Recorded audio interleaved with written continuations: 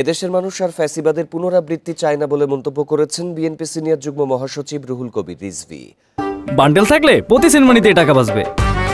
বিকাশ send money bundle কিনে জিতুন প্রতি লেনদেনে। নারায়ণগঞ্জের রূপগঞ্জের ভুলতায় আওয়ামী লীগ নেতাকর্মীদের হামলায় আহত ওয়ার্ড ছাত্রদলের সাবেক সভাপতি দোলন ভূঁইয়ার সাথে দেখা করে একথা বলেন তিনি।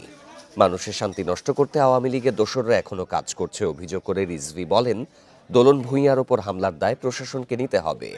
দ্রুত অপরাধীদের অবশ্যই গ্রেপ্তার করার দাবি জানিয়ে রিজভী বলেন, এ ঘটনায় বিএনপির কেউ জড়িত থাকলে তার বিরুদ্ধে ব্যবস্থা নেওয়া হবে।